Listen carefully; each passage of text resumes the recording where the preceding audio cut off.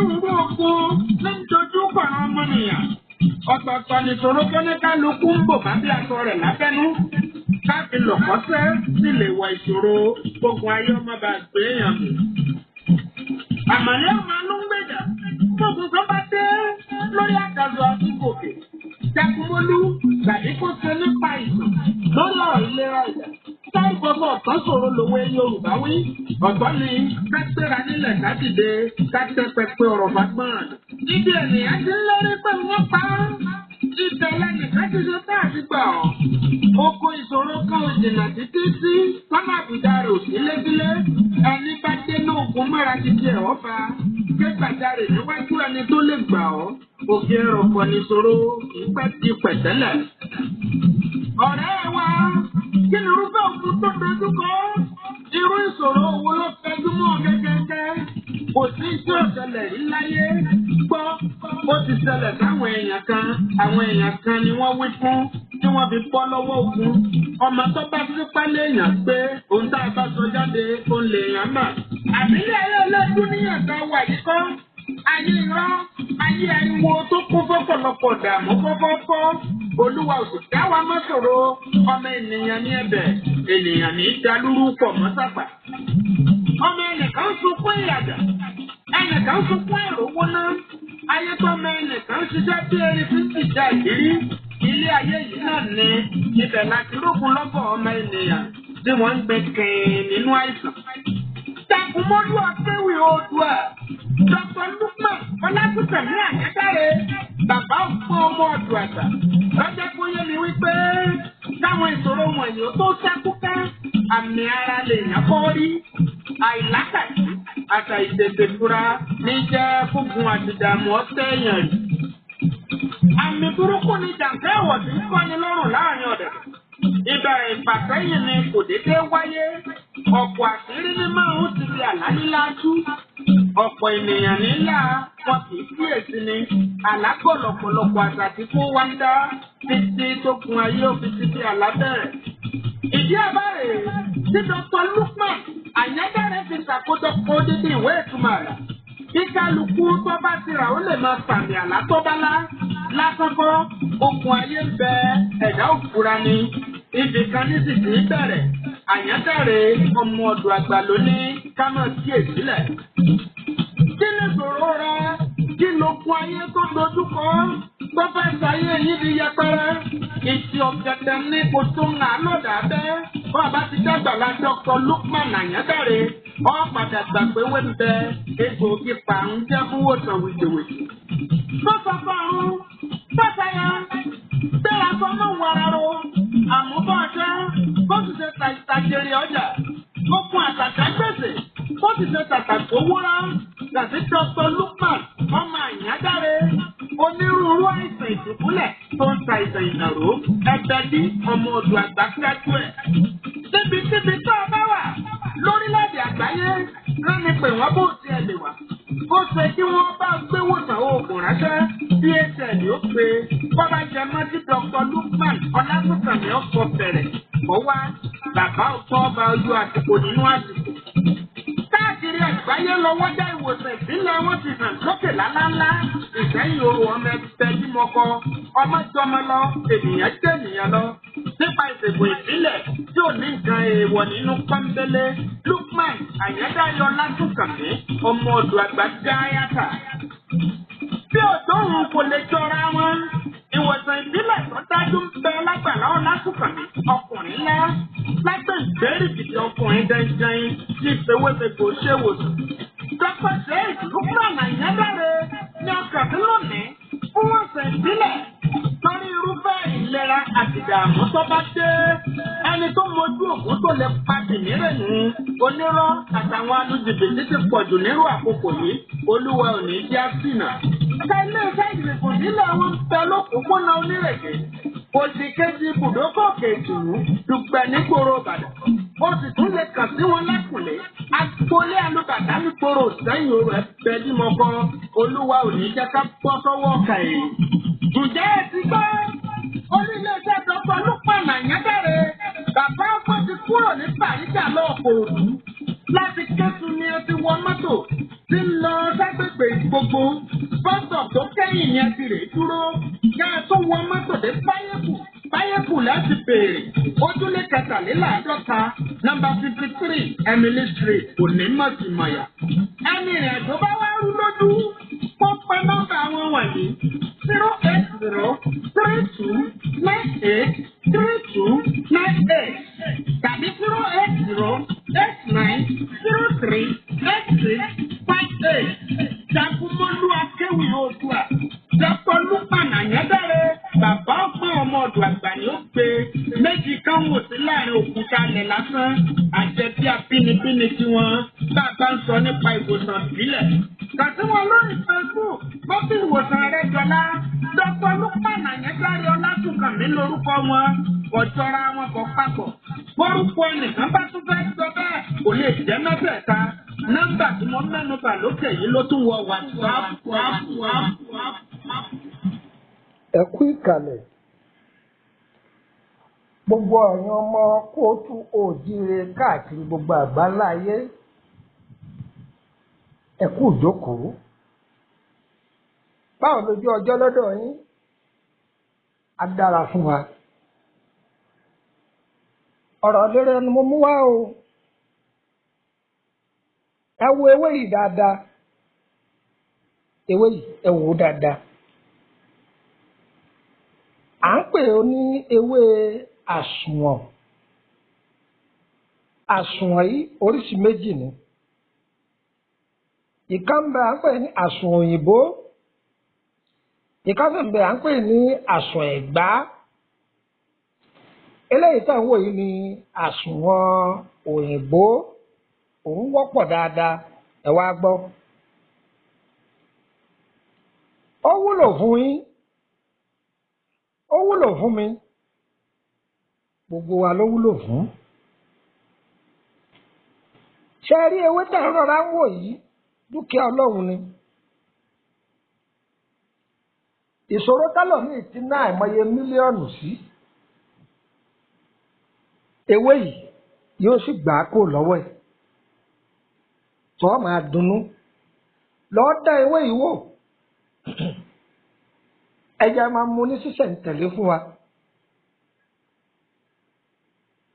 Orúkọ mi ọmọ yìí tí wọ́n ń sọ̀rọ̀ ní Lukman ọmọ Anyadare bàbá ọgbọ́n ọmọ ọ̀dọ̀ àgbà.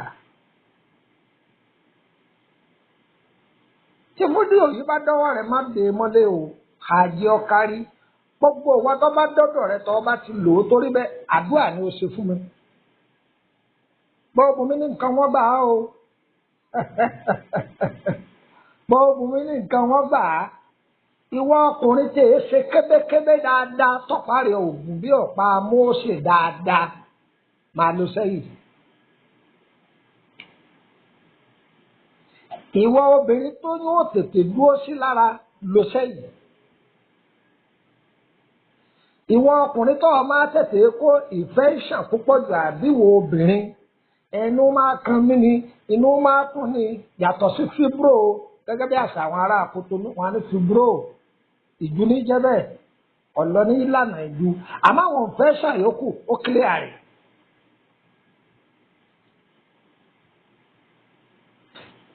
Èyíkéyìí jẹ̀díjẹ̀dí tí ìbá máa mú ọ lọ́ọ́ dán òdòdó yìí wò. Àtọ̀sí èyí yòówù tí ìbá mọ lọ́ọ́ dán ewé yìí wò. Báwo la ti ṣe? Òdòdó yìí o, òdòdó erí rẹ̀ yìí. Ọlọ́run ọba wò wá ṣe láàánú o. Ẹ̀sìn lẹ́lòmíì gbé parí ní wàá náwó múgùn káàkiri. Ìhun tọ́lọ́run sì tó fún wa lọ́fẹ̀ẹ́. Ọkàn ẹja bá a ṣe ra ewédú tá a fi lo ẹ̀bà tá a fi lo sẹ̀mó bẹ́ẹ̀ náà làwọn eléyìí náà jẹ́. Ẹnìkan ọ̀pẹ ọkọ̀ fọ̀ ń bẹ̀ ọ̀sọ́fọ̀ lára ẹ̀. Ọlọ́run ọba tí ó ti fi àṣẹ wí bẹ́ẹ̀ jẹ́ bẹ́ẹ̀ sáré ewé kọ̀ọ̀kan tí ṣe wọn papọ̀. Lọ́ọ́ dán òdòdó yìí wò. Ẹ gbádùn mi. Lọ́ọ̀dọ̀ àwọn eléwé ọmọ ẹ̀yin ará Kútọ́nù ń bí oríṣiríṣi èdè ní bẹ́ẹ̀ Kútọ́nù o. wọ́n lè má mọ̀ tọ́ ọba sọ tọ́ ọba lọ́ọ́ lu ègún lọ Abẹ́òkúta lọ́ọ́ tòkú lọ́jà àtòkú kò ní wọ́n ra àsùn òyìnbó gbígbẹ wọ́n tà fún ọ lọ́ọ̀ Ìbàdàn ní ọjà Ọ̀rànyàn wọ́n tà fún ọ lọ́jà Màlété níbodè wọ́n tà fún ọ nìbàdàn.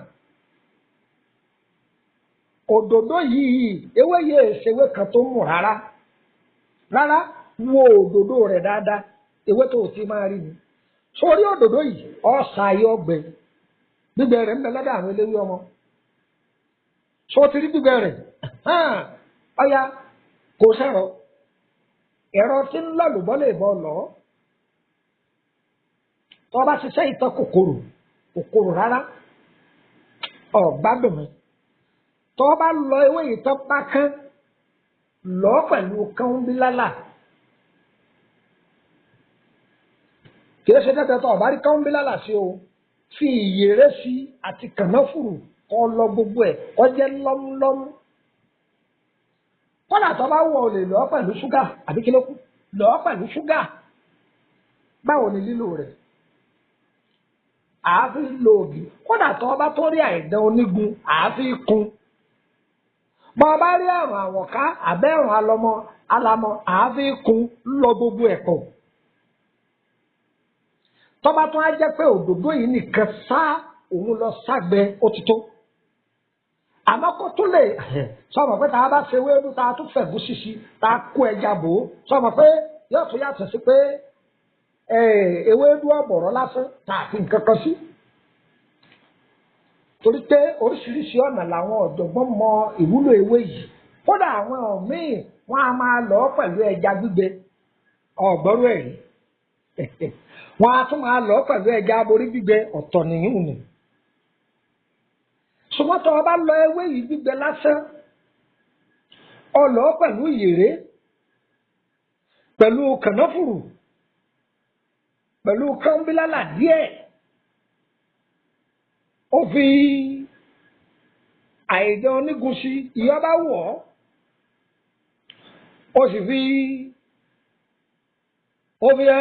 ẹ̀rùn alámọ̀ tàbí ẹ̀rùn àwọ̀ká ó fi sí tó o bá rí gbogbo àwọn ilé àní ewé yìí nìkan tó bá jẹ́ pòun nìkan lórí lọ́ọ́ kúkúná máa fi mú ẹ̀kọ́ gbígbóná ó fún ọlọ́run ọba lábọ̀ pé ọlọ́run àṣọ dárú nǹkan báyìí yóò kó ìdọ̀tí àìmọye jáde lára rẹ̀ tára rẹ̀ ó da ṣákáṣáká gbogbo ara rẹ̀ tó tóbi dòmùdòmù tí gbogbo ẹ̀ ó firi tí wọ́n gan tápá ẹ̀yìn rẹ̀ tí ó nà má náwó omúgò kì í mọ́ lò ó àá ṣe é sílé tọ́ bá ṣe é sílé àá dà sínú ọ̀sẹ̀ wẹ́wẹ́ ọ wà nílẹ̀ kọ́ máa toró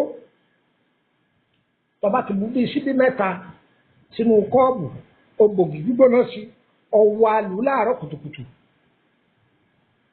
ọwọ́ àlù kọ́ wá mú ògìlé lórí bákan fi bí wákàtí mẹ́ta alẹ́ kó tó jẹun lé wọ́n gan rí i pé àwọn nǹkan tí wọ́n jáde lára rẹ̀ wọ́n gan dúpẹ́ fọlọ́run. sọmọdé lò ó tọ́ bá fẹ́ fún ọmọdé lò ń bẹ̀ ìwọ̀nba péréte ni rọra fún ọmọ ìwọ̀nba péréte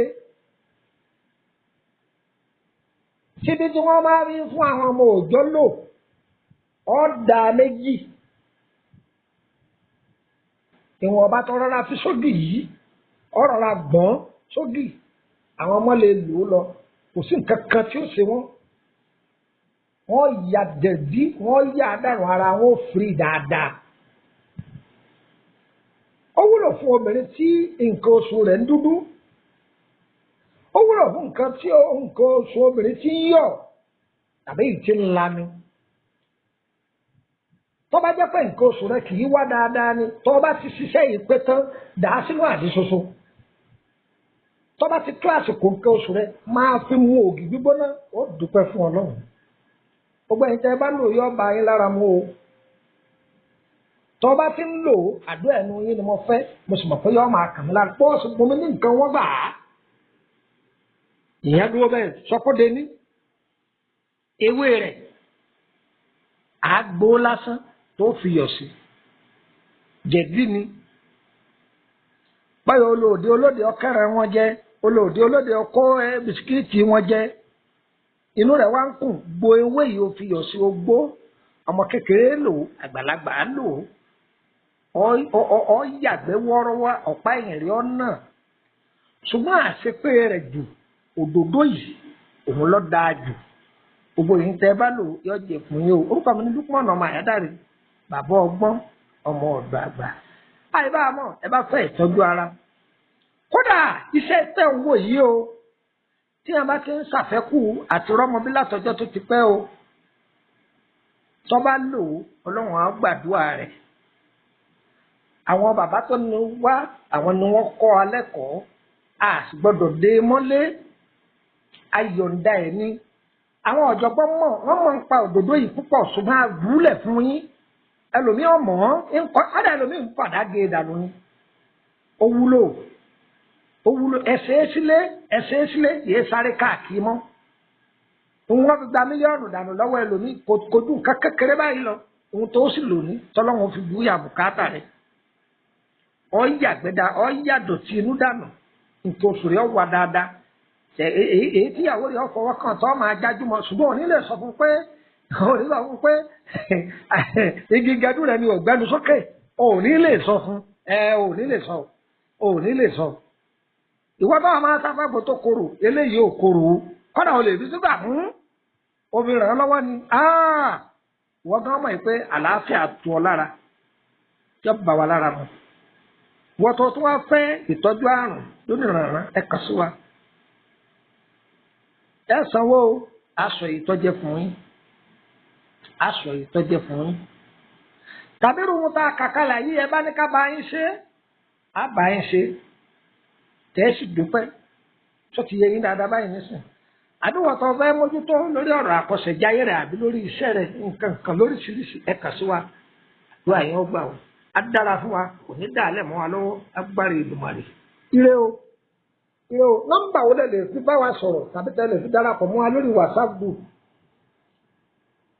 +234 80 3298 3298 +234 80 3298 3298 ẹ̀jẹ̀ tó mú alẹ́ kan sí +234 81 33 155 111 ẹ̀jẹ̀ fún nọ́mbà àkútọ́nu +229 67 53 89 15 ẹ̀jẹ̀ tó +229 67 53 8915 ẹgbàá kan sí +229 52 988 116 +229 52 988 116 yá yẹ gbogbo wa kò ní yẹ ẹlẹ fún wa o ire o.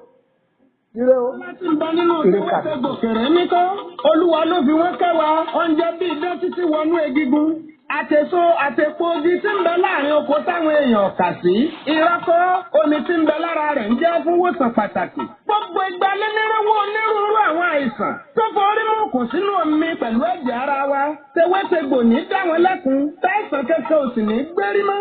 irúfẹ́ ewé kan ìwòsàn rẹpẹtẹ egbògi ìbílẹ̀ wa rèé látayébáyé ló ti wà bẹ́ẹ̀ gbà yí kọ́ dán wò tewétegbò ìbílẹ̀ wa là ń wí tewétegbò ní ọ̀tàrí alákọ̀rí jáde nínú ara lára rẹ̀ á bá kún fókun àtọ̀pọ̀ àlàáfíà. ọ̀rẹ́ wa má jẹ́ ń gbọ́ pọ̀ mọ̀ wúlò rẹ̀ oògùn ìbílẹ̀ wa ni mò ń wí ó kápá gbogbo òdòdó inú ara tewétegbò dé ìwòsàn tó dájú olùṣègùn àjàṣẹ́gun fún gbogbo àìsàn ara fẹ̀dé.